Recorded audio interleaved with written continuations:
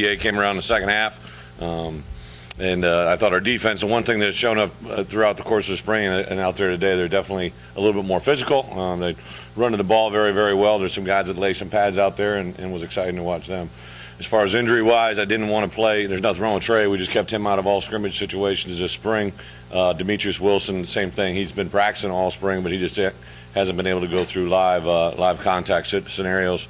B. Lou just rolled his ankle a little bit there, walked in with him. He seems to be fine. We'll make sure we have an x-ray on that just to rule out anything from that standpoint. Otherwise, everybody else stayed healthy. I thought I liked the energy. I liked the way they played, especially in the second half. With that, open it up. You said, Corliss, you called it freak show runs earlier this spring. What, I mean, do you show you just kind of a continuation of that today? You know, as I've had some friends in the coaching profession come in this spring that really didn't know anything about our team, they all every person comments on 33, just how explosive he is, and it's obviously easy to see if he gets just a little seam, he can be gone in a hurry. So he's very impressive and very, very excited to have him in our program. Coming on the pass rush, Dietrich Wise and those guys were getting to the second team. Right? Yeah, you know, I think obviously Dietrich has continued to make strides. Dietrich's just so long. If he can get you locked out and extended, I don't care how good a pass pro you are, he's going to cause problems. You know, the one thing that with our one defense going against our two offense, I knew there was going to be some issues. He'd obviously do some things to help them protection-wise if we were scheming, go for a game.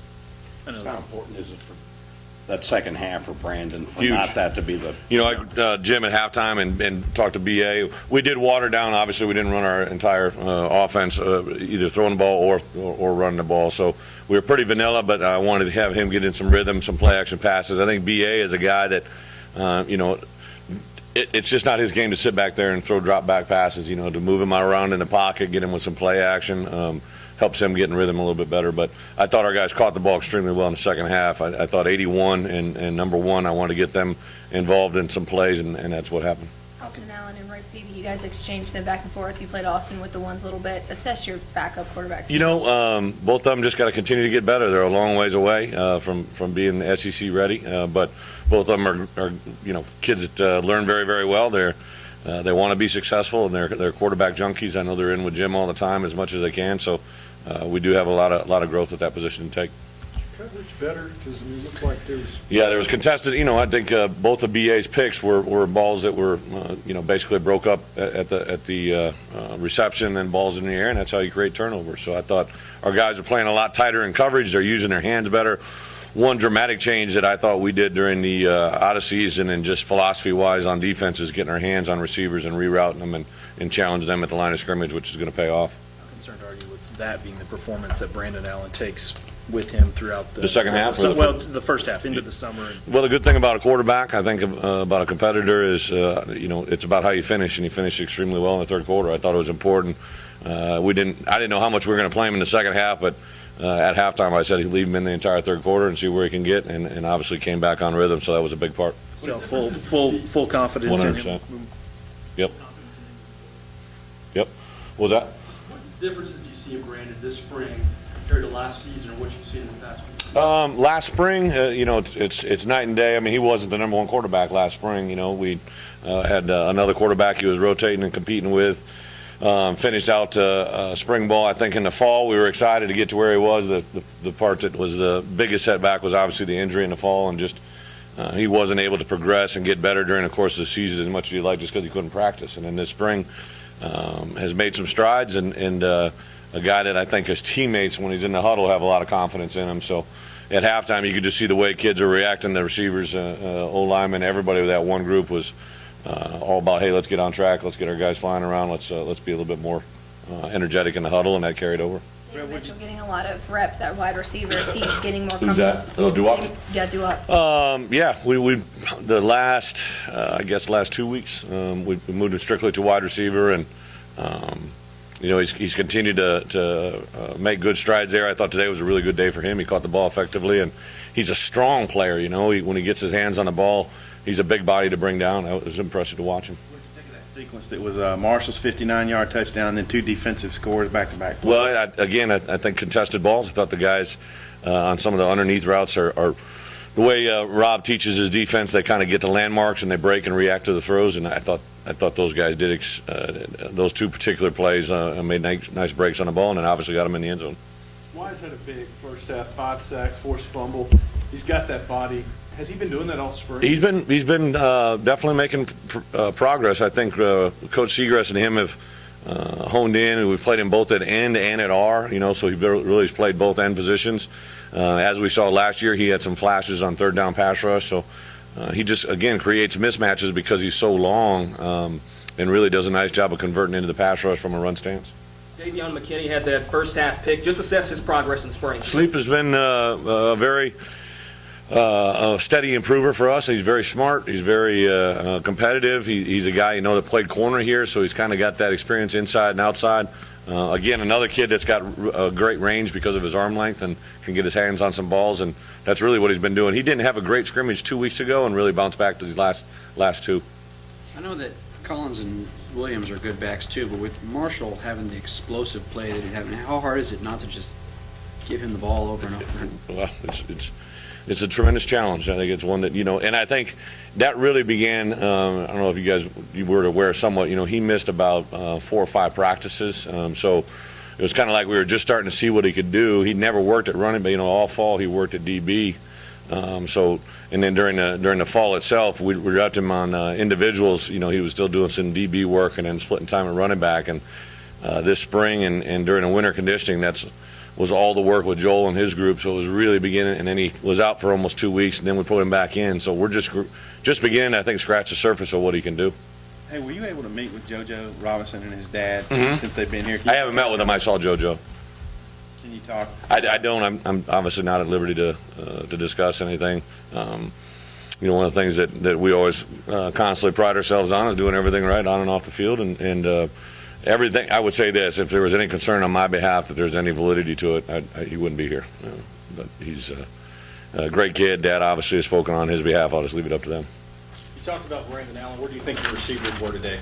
I was, again, there in the first half, I don't think they helped BA at all. There were some guys that got hands on the ball, and I know Hatch had a couple drops, and the good news is 81-1. If those other guys don't want to catch it, those guys do. They'll play a lot of football for us. I don't care who you are, how long you've been here. You drop passes, you're not going to play. Coach, you talked about the backs. How do you envision using those 3 guys in the fall? Wishbone? All 3 of them. No, I don't do wishbone. I think that 33 is very, very good, when the ball is in his hands. The growth he has to make is what he, pass pros, some stuff on first and second down that when the ball isn't in his hands, he's got to become a complete back, but I just think that'll be a matter of time. He just hasn't had time to master it, to be quite honest. On the flip side of it, I think 32 and 3 realize that's a pretty good player and everybody wants the ball. So I think the neat thing for us, those 3 guys give us valuable ready-made guys right now going to fall camp, and we can spend the entire summer, thinking through that process. Huh? Corliss, can you run between? He can run through. I know you think he's slight, but he's fast. But he is extremely. If you just go back, the first time he ever touched the ball live in college football was that A&M run, and that defender had a clear shot on his thigh board and just bounced right off him. The more I watch him run, he's obviously explosive. He's like at a different gear. When you're watching him run, it looks like he's at a different speed than everybody else. And then when people make contact, he's strong as well. So he's a great talent. Those guys together? I think so. Absolutely. Yeah, absolutely. Especially, we didn't really, I would say, one of the,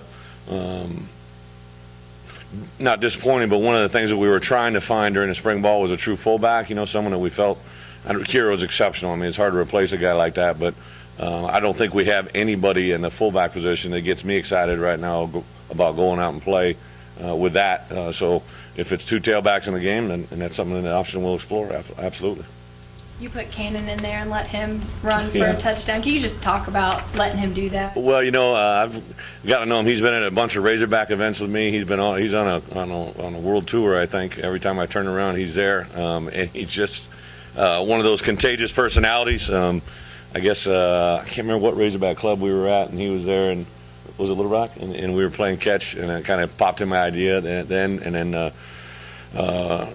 People with administration, I said, hey, let's do something. Let's try to recognize him. It's a huge accomplishment. I couldn't see our guys. He had a Michael Jackson dance move. He was ready to break out. We rehearsed it at halftime. in here, so I don't know if he got that on live TV or not, but I couldn't get him. We talk about a ham. I mean, he wasn't about to come off that field. He was enjoying his lineman life for eternity. As dominant as the defensive line was, it may be hard to judge, but what do you think of the linebackers? Well, the three guys, I think, well, I should say four. Otha Peters rolled in there a little bit, but Braylon Mitchell, Martrell Spade, Brooks Ellis, and Otha Peters, those four guys have been pretty impressive to me during fall camp. I think Randy's honed in on those guys. TQ might give us something. But then we have three freshman linebackers that I expect probably one or two of them to play as well. But they've gotten much more in tune with what we're asking them to do. They're doing a great job in the run defense. They're doing a better job of rerouting. You saw Martrell burst through there and make a couple nice plays instinctively. He's very fast. In the past, I kind of was giving him some heat the other day because in the past when he'd made a play, it was really just because he was a super athlete and he ran something down, kind of lucked himself into it. Now he's making the plays that will linebacker should make. He's reading keys, he's reading reactions, he's exploding with the keys that tell him to do certain things, and I think he's a guy that could have a great season for us. You mentioned TQ, he's obviously not afraid of contact. No, he's a violent, angry, short little man. The thing that I know he got frustrated, sent out a tweet or whatever, and he's one of those guys, that he can be an in-the-box safety. He can be I think a nickel / linebacker, but the one thing that I know he can do is he can tackle and play with some contact. On the 45-yard pass right before halftime, what happened? I think two things happened. We were in a half-deep safety over there. I think it was Rohan, and all I saw, I didn't see the replay or anything like that. I just saw the play as it unfolded, and I don't know if he went high on him or low on him. I asked Coach Smith, and he said that he ran right by him, so I literally don't have an answer other than the fact that it can't happen. Coach Smith was very animated at halftime about that play right there, and obviously something we don't want to relive again. You said last week that your guard center positions are really wide open. Has anything happened? Did anything happen today that changed your mind on that? No, I think I said left guard and center. Our right guard, Denver's continued to make strides. I think our two tackles, Skipper and Bray Cook, have had a nice spring. I think that left guard and center, Smothers has really made some nice strides in the last 2 weeks here. I would say he's for sure the guy that's kind of coming out on top there. Grady Allison shows us some flashes at left guard, and Sharp DA as well, but had a couple of these recruits in here today that look very, very nice standing. You're going to see them in full pads, and I wouldn't be surprised at all if some of our incoming linemen help us sooner than later. Do you feel a lot better about your first unit defense throwing them into an SEC game next fall? A lot better? Well, I know this. The proof is going to be in the pudding next fall, but I just from coaching defense my entire life, I feel comfortable about how they're lining up, what they're saying, the ways they're communicating, the swag that they're kind of playing with. Those corners were very physical today. I know it's hard for me to say that because the corners aren't necessarily the toughest guys in the world, but they're playing extremely physical, which was an effect on the receivers on both of those interceptions in the first half, and that's hopefully going to bode well for us in the future. As spring camp wraps up, and what's the one thing you're going to tell the guys as they head into summer that you expect the most from them, and what do you need to see from them in the summertime? From our guys right now? First and foremost, we got about 2 weeks of school left that they got to finish strong. We got a chance to we had the highest fall semester GPA in the school history, and I think this spring will be better than that, so that's a huge indicator for me if we can do that. We got kind of a unique summer that we got 3 weeks of discretionary time where they're on their own, and they just can't go sit on the couch and play video games and eat all mom's cooking. They got to take a little initiative and report here at the end of May, first week of June in good shape, and then I think there is a new NCAA rule that allows us to do some hog and ease for the first 4 weeks of the summer that we'll take full advantage of, and really stress those guys that when we're not around as coaches is when they're going to have their biggest growth. How do they handle themselves when we're not around? How they bring along some of these new players that are going to come in June for summer school and continue to make strides forward. Last one. Looks like you can tackle. Is this more like one of your teams? Well, it is my team, so it's got to be. But I think that the point that you're trying to is that they're just playing a little more aggressive, and there's a lot of wraps. Now, you probably saw me today. I got after we didn't want to have any cut tackles, which is something DBs will use, obviously, more so than any other position. I just didn't want to go low on our backs. We didn't have any cut blocking, and so on the flip side of it, we won't do cut tackling against our own opponent or against our own teammates. But they're definitely playing it defensively. I just know this: they're playing more aggressive before the snap, which allows them to play more aggressive during the snap.